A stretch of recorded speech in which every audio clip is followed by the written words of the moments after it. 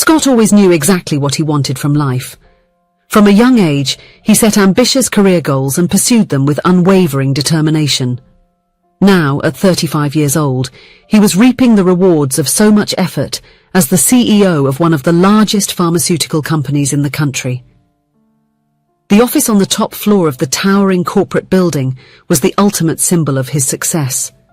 From the wide panoramic window, Scott looked out over the city at his feet, feeling on top of the world. There was everything he had always desired: power, prestige, wealth. And he had achieved it all on his own, without being distracted by relationships or sentimentalities. Scott grew up hearing the story of how his father gave up an extraordinary professional opportunity in the name of love. At the time, he was engaged to Scott's mother and turned down a job offer abroad to stay close to her. The two married soon after and built a simple but happy life. Although he admired his parents, Scott saw that decision as a mistake. He always thought that if he were in his father's place, he would have chosen his career. For him, love was a dangerous distraction, capable of diverting people from their most important goals. While his friends got married and started families, Scott remained single and focused. He couldn't understand why someone would give up their freedom to tie themselves to another person. Once at the bachelor party of a close friend, he couldn't resist and asked, "Why are you doing this? Why get married?" The friend smiled, his eyes shining in a way Scott had never seen before. "You know, Scott, I didn't understand it either. I used to think marriage was a prison, that love was something from the movies. But then I met my fiancé and everything changed. It's hard to explain, but when you meet the right person, you just know. It's like a part of you that you didn't even know was missing finally fits in place. Love takes you by surprise and changes everything. Suddenly, you can't imagine life without that person. It's not a prison, it's liberation." Scott listened to that with skepticism. He believed his friend was being naive, letting himself be carried away by emotion. Love was for the weak, he thought. He was strong enough to go it alone. It was a sunny Saturday, and Scott was at the office as usual. He had no family or social commitments to fill his weekend, so he took advantage of the time to get ahead on work in the silence and tranquility of the nearly empty building. Focused on an important presentation, Scott didn't notice when he spilled the cup of coffee on the desk. The dark liquid spread quickly, staining documents and dripping onto his impeccably white shirt. "Damn!" he cursed, jumping to his feet. He then remembered there were some promotional company t-shirts stored in the supply room on the second floor. He decided to go down to change his clothes and get material to clean up the mess. The empty corridors echoed his footsteps. Scott rarely visited the lower floors and felt almost like an intruder in that company, which was like his second home. He finally found the supply room and swapped his stained shirt for a t-shirt with the company logo. He also grabbed some cleaning supplies. Suddenly he heard footsteps approaching. He quickly turned around and came face to face with a young woman entering the room. Both were startled and let out a muffled scream. "My God, what a fright!" exclaimed the young woman, placing her hand on her chest. "I didn't know there was anyone else in this building besides me and the reception security staff." She looked Scott up and down, noticing the promotional t-shirt and cleaning products in his hands. "I'm Alexa," she said with a friendly smile. "I'll let you continue cleaning and get back to my exciting work." Scott realized she had mistaken him for the janitor, but for some reason he didn't correct her. He felt intrigued by that unexpected presence. "I am Scott," he replied. "What are you doing here on a Saturday?" Alexa sighed, a mix of frustration and resignation on her young face. "You know how it is. I'm the intern, and every job that nobody wants lands on me.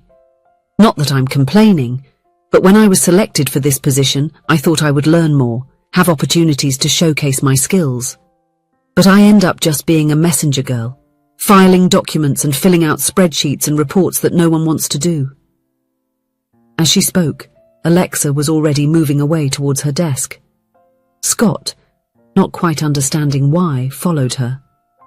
There was something magnetic about that young woman, an infectious energy that drew him in. "I finished my marketing course recently," she continued, organizing papers on the table. I have so many ideas, you know. I wish I could put them into practice, make a difference. But for now I'm here, paying my bills and dreaming of the day when I'll have my own agency. Scott listened, fascinated. Alexa spoke non-stop, jumping from one subject to another with an enchanting ease. Her eyes sparkled when she talked about her dreams and plans for the future. It was refreshing to see so much enthusiasm and determination. Suddenly she stopped and looked at Scott, who was still holding the cloth and the cleaning product. Sorry for all the talking, don't you have to get back to work? Scott looked at himself, recalling his unusual situation.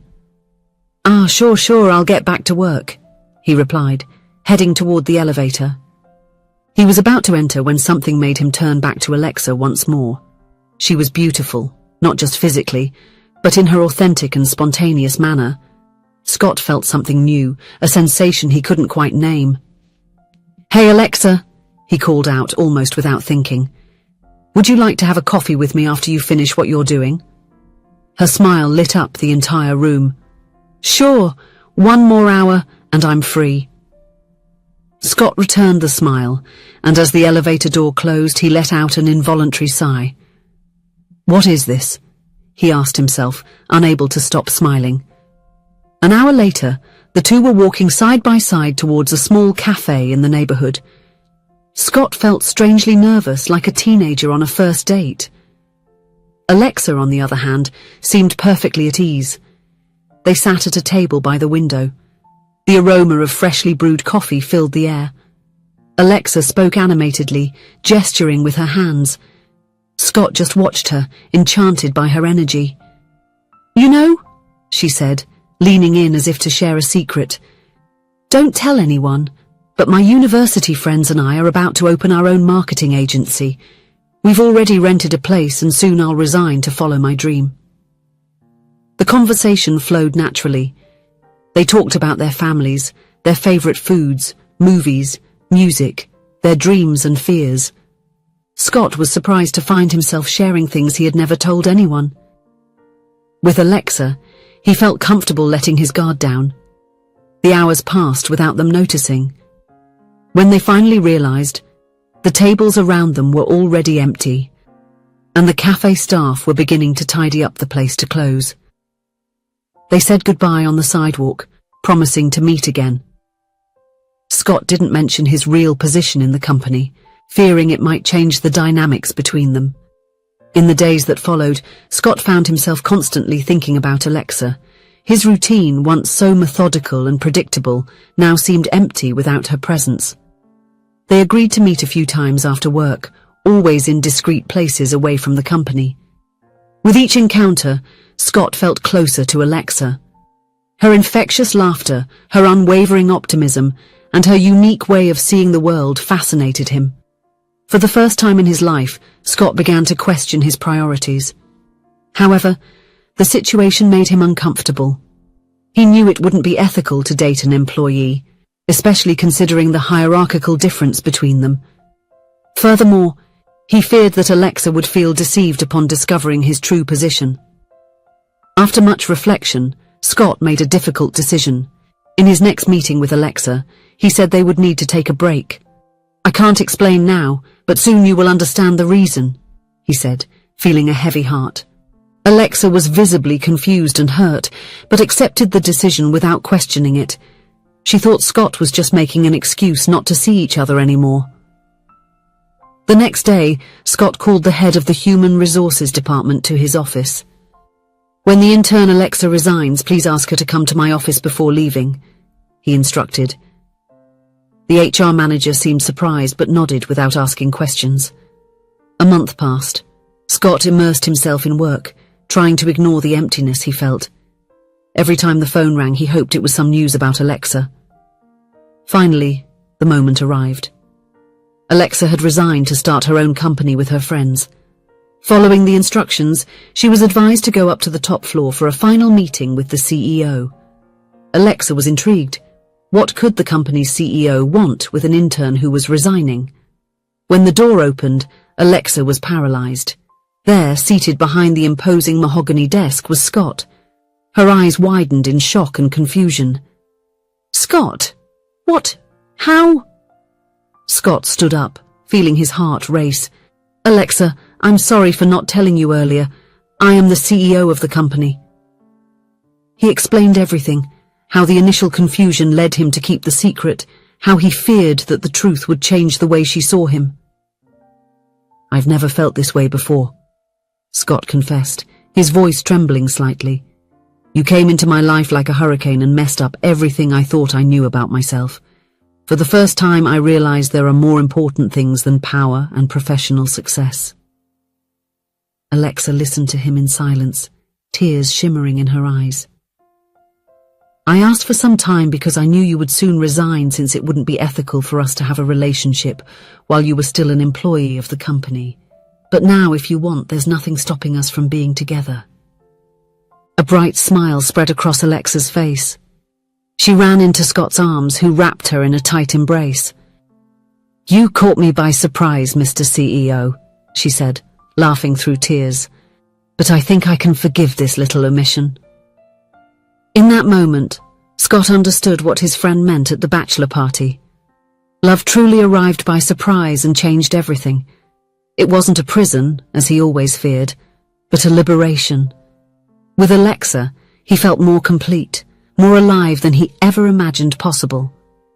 There, at the top of the skyscraper that always represented his professional success, Scott discovered that the true pinnacle of the world was being in the arms of the loved one. Love was not a distraction from his goals. It was the most important goal of all. As he watched the city below, Scott thought of his father.